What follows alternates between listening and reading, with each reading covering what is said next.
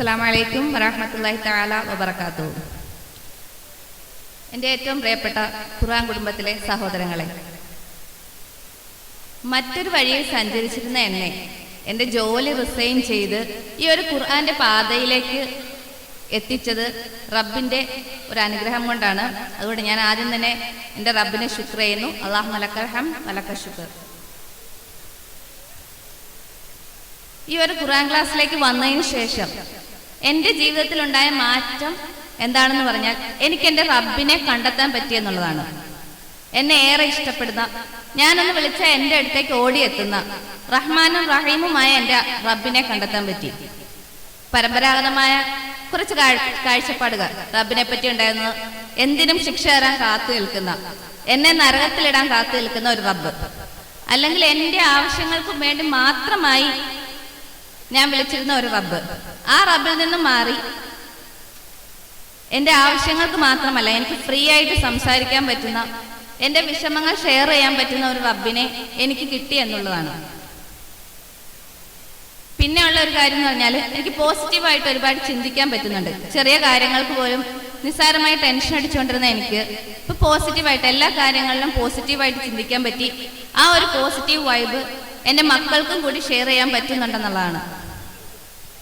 പിന്നെ സ്ത്രീകൾക്കുള്ള ഒരു പ്രത്യേകതയാണ് കണ്ണുനീരെന്നുള്ളത്. കാര്യങ്ങൾ സാധിക്കാൻ ഒരുപാട് കണ്ണുനീരൊഴുക്കുന്ന ആളാണ്. അങ്ങനെയുള്ള ഒരാളായിരുന്നു ഞാനും. ഞാനത് കഴിഞ്ഞ ദിവസം ഉസ്താദിനോട് ക്ലാസ്സിൽ പറഞ്ഞ ഒരു കാര്യവുമാണ്.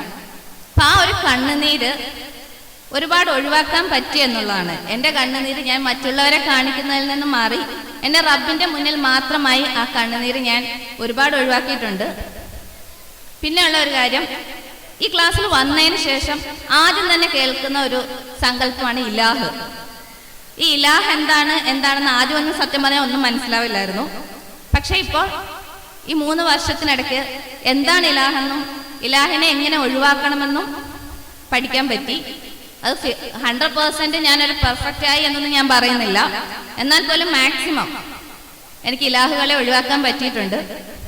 പിന്നെ സ്ത്രീകൾക്ക് സാധാരണ ഇങ്ങനെ ഒരു ഖുർആൻ ക്ലാസ് വരുമ്പോൾ പുരുഷന്മാരാണ് പഠിപ്പിക്കുന്നതെന്നുള്ള ഒരു പ്രതിസന്ധി, അല്ലെങ്കിൽ ഒരുപാട് ഇലാഹുകൾ എന്നെയും ചുറ്റിപ്പറ്റി വന്നിരുന്നു.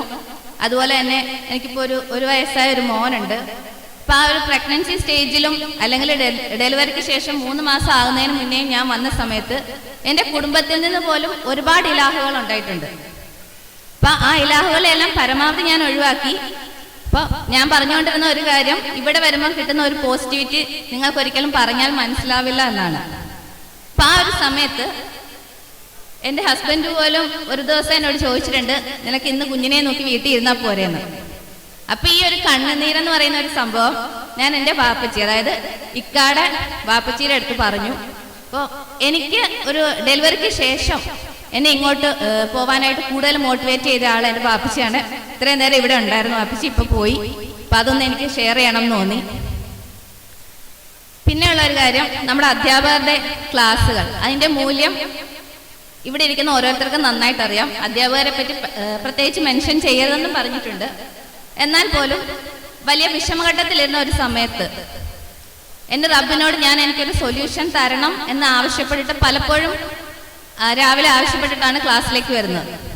ഇപ്പൊ ഇതിന് തൊട്ട് മുന്നേ നെസിയ സൂചിപ്പിച്ച പോലെ ഒരു ദിവസത്തെ ഒരു ക്ലാസ് അത് റബ്ബ് എന്നോട് സംസാരിച്ചതായിട്ടാണ് എനിക്ക് ഫീൽ ചെയ്തത്. കാരണം അധ്യാപകന്റെ ആ ഒരു ക്ലാസ് റബ്ബ് വന്നാണ് എന്നോട് സംസാരിച്ചത്. അതിന് കറക്റ്റായിട്ട് ഒരു സൊല്യൂഷൻ എനിക്കന്ന് കിട്ടുകയും ചെയ്തു. ആ ഒരു ക്ലാസ് ഞാൻ എൻ്റെ ജീവിതത്തിൽ ഒരിക്കലും മറക്കില്ല. പിന്നെ ഉള്ളത് 34 പേരായിട്ട് തുടങ്ങിയ ഞങ്ങളുടെ ക്ലാസ് ഓരോ ദിവസവും ഓരോ മാസങ്ങളും കഴിയും തോറും കൊഴിഞ്ഞപ്പോൾ 11 പേരായി മാറിയിട്ടുണ്ട്. ആ 11 പേരെന്ന് പറയുന്നത് പ്രായ വ്യത്യാസമുള്ള 11 ആളുകളാണ്. പക്ഷെ ആ 11 ആളുകളും ഒരേ മനസ്സോടുകൂടി നമുക്ക് എന്ത് കാര്യങ്ങളും ഷെയർ ചെയ്യാൻ പറ്റുന്ന രീതിയിലാണ് ഇപ്പം ഞങ്ങൾ 11 ആളുകളും മുന്നോട്ട് പോയിക്കൊണ്ടിരിക്കുന്നത്.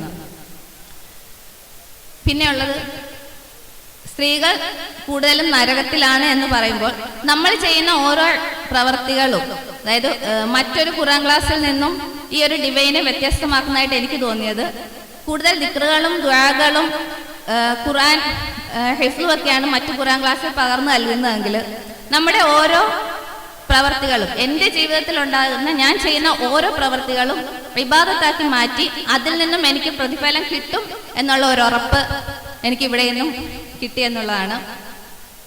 അപ്പം മനസ്സിൽ നിന്നും ഹൃദയത്തിന്റെ ഭാഷയിൽ സംസാരിക്കണം എന്നാണ് പറഞ്ഞത്. ഞാനിപ്പോൾ എനിക്കറിയില്ല ഞാൻ എന്താ പറഞ്ഞത് തന്നെ. ഈ ഒരു സമയത്ത് എൻ്റെ മനസ്സിൽ തോന്നിയ ഒരു കാര്യങ്ങളാണ് ഞാൻ പറഞ്ഞത്. പക്ഷെ ഡിവൈനെ പറ്റി പറയുവാണെങ്കിൽ, അല്ലെങ്കിൽ ഈ ഒരു ഖുർആൻ ക്ലാസ്സിനെ പറ്റി പറയുവാണെങ്കിൽ ഒരുപാട് കാര്യങ്ങൾ പറയാനുണ്ട്. ഇപ്പൊ ഈ ഒരു ഖുർആന്റെ പേരിൽ ഇവിടെ ഒരുമിച്ച് കൂടിയിരിക്കുന്ന പോലെ നാളെ റബ്ബിന്റെ മുന്നിലും ഖുർആന്റെ ആളുകളായി ഇവിടെയുള്ള ഓരോരുത്തർക്കും ഒരുമിച്ച് കൂടാൻ അള്ളാഹു അനുഗ്രഹിക്കട്ടെ എന്ന് ആത്മാർത്ഥമായി ദുആ ചെയ്തുകൊണ്ട് നിർത്തുന്നു. അസ്സലാമു അലൈക്കും വറഹ്മത്തുള്ളാഹി തആല വബറകാതുഹു. Thank you for sharing your experience.